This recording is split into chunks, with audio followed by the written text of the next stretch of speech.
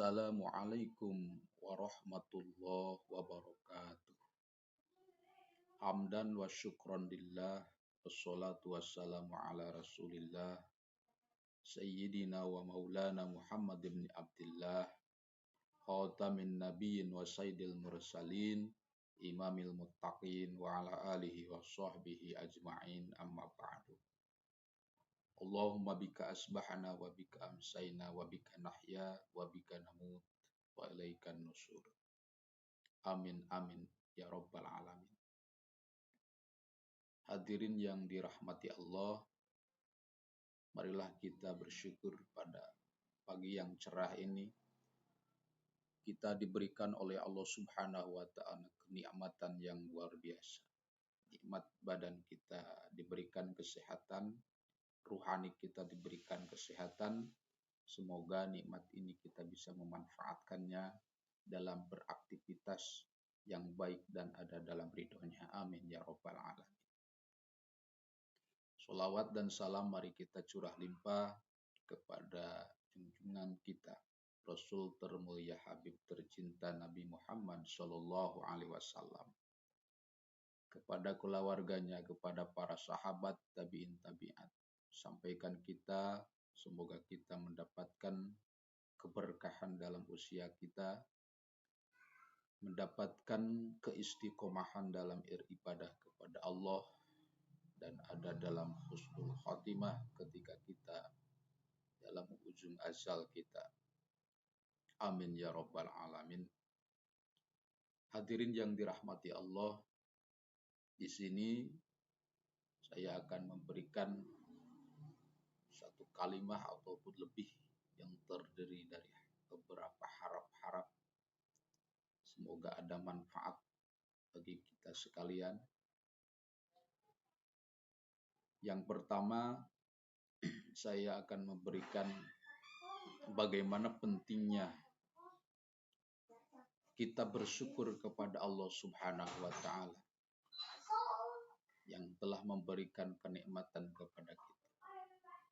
Para ulama mengatakan asyukru qaidul mawjud wa jalbul mafqud. Yang dinamakan syukuran itu akan mengikat nikmat yang telah ada pada kita dan menarik nikmat yang belum ada pada diri kita. Di saat kita bersyukur hari ini, insya Allah untuk hari berikutnya, kita akan mendapatkan tambahan nikmat, dan nikmat yang telah ada pada kita akan ditetapkan oleh Allah Subhanahu wa ta'ala. Yang kedua, sebagai sesama muslim, mukmin, kita diberikan kewajiban dan hak kita untuk saling tawasau bil haq, saling berwasiat dalam kebenaran, tawasau bis sabr, saling berwasiat dalam hal kesabaran. Ta'awanu alal birri wat taqwa, tolong menolong dalam hal kebaikan dan ketakwaan. Wala ta'awanu alal ismi wal udwan, dan janganlah tolong menolong dalam hal kejelekan, berbuat dosa, dan permusuhan. Jadi marilah kita sama-sama memberikan motivasi, memberikan edukasi, saling memberikan wasiat, dan memerintahkan yang ma'ruf dan mencegah yang namanya kemungkaran. Allah berfirman dalam Al-Quran, ta'muruna bil ma'ruf wa tanhauna 'anil munkar. Perintahlah oleh kamu sekalian apa-apa yang baik, cegahlah, laranglah oleh kamu sekalian apa-apa yang jelek. Dari ayat kutipan ayat tersebut, kita mendapatkan hal yang wajib. Kita mendapatkan perintah yang wajib dalam hal amar ma'ruf nahi munkar. Dalam seiring perjalanannya zaman, pada saat ini zaman IT, zaman teknologi, yang mana memberikan wasiat ataupun menyampaikan amar ma'ruf nahi munkar sangatlah gampang, sangatlah terfasilitasi dengan adanya medsos, dengan adanya HP dan sebagainya. Karena apa? Kita jadikan semua itu dijadikan media dakwah kita.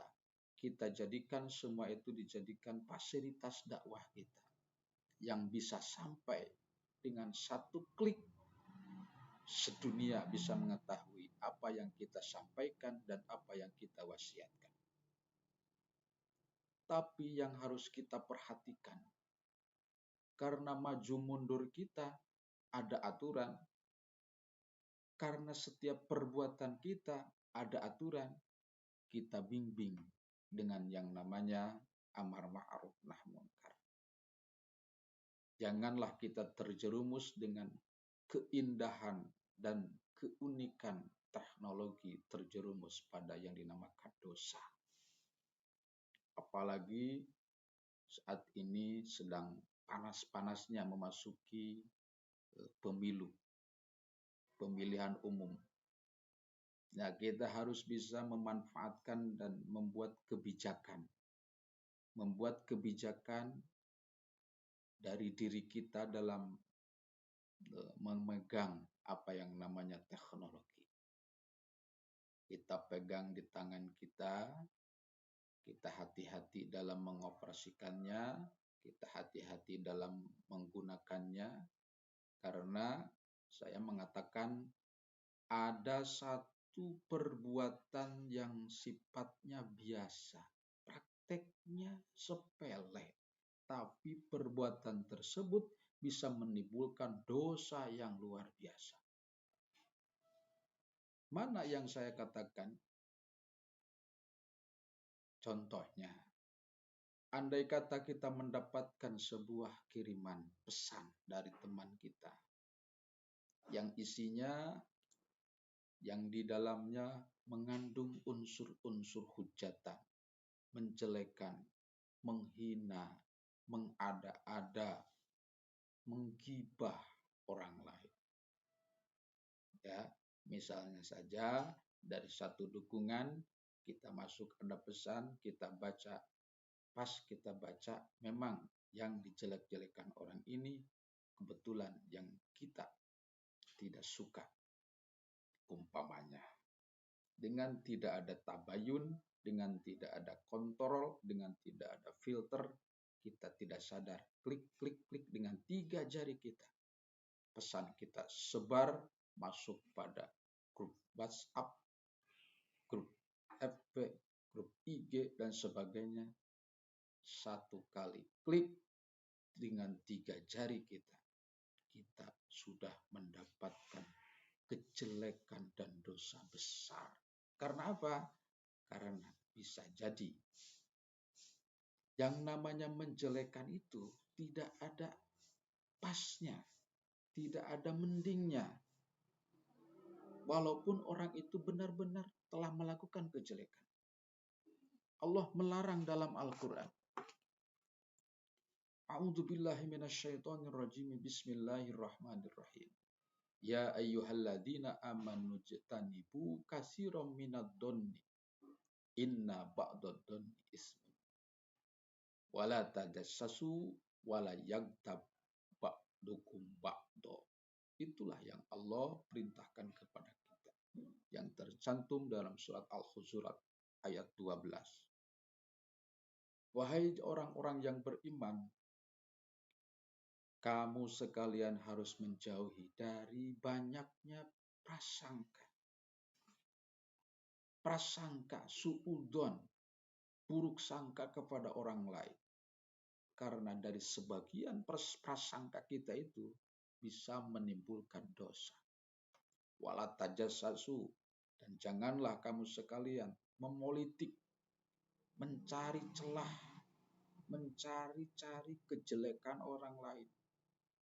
Wala yaghtab, ba'dukum ba'du, janganlah dari sekalian itu menggibah orang dari kalian, sebagian kalian dan orang lain.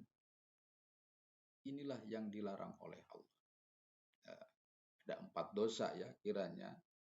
Satu yang namanya suudon, berprasangka buruk. Kedua yang namanya tajasus. Tajasus itu mencari kejelekan orang lain guna untuk disebarkan. Ya, terus ada yang ketiga namimah, mengadu domba. Pasangan satu, pasangan lain, dukungan satu, dukungan lain, kita adu domba. Ya. Yang keempat ada yang namanya gibah. Ini semua dosa.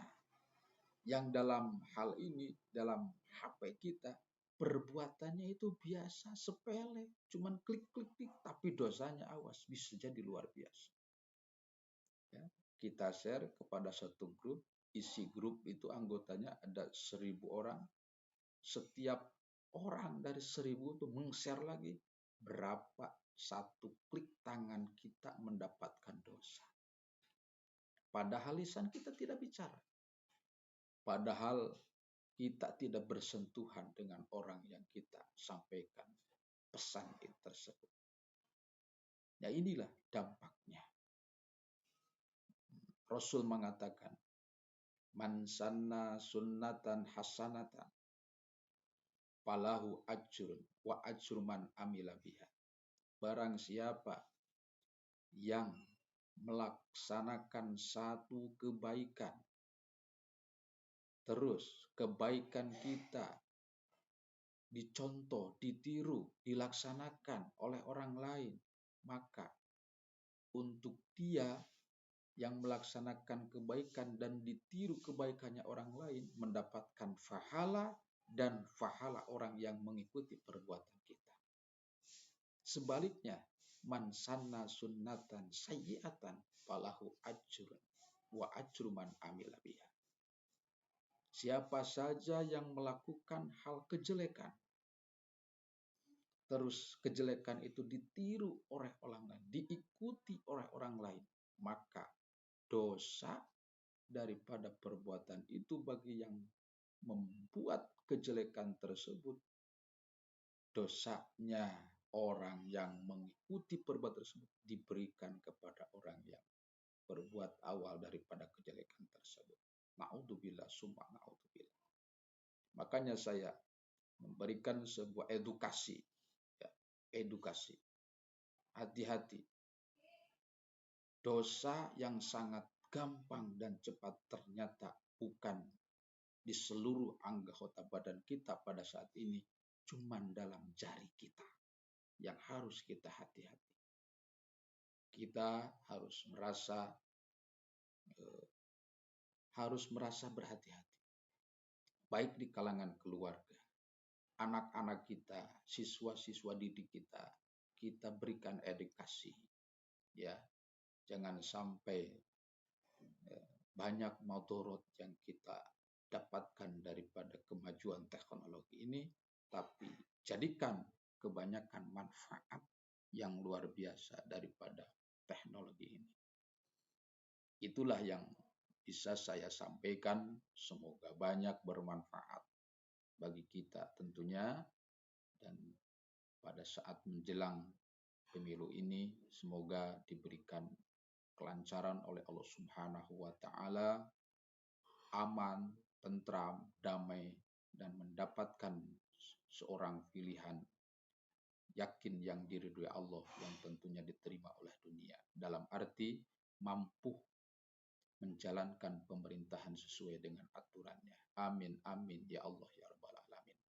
Akhir kata, wallahul muwaffiq ila aqwamit thoriq. Wassalamualaikum warahmatullahi wabarakatuh.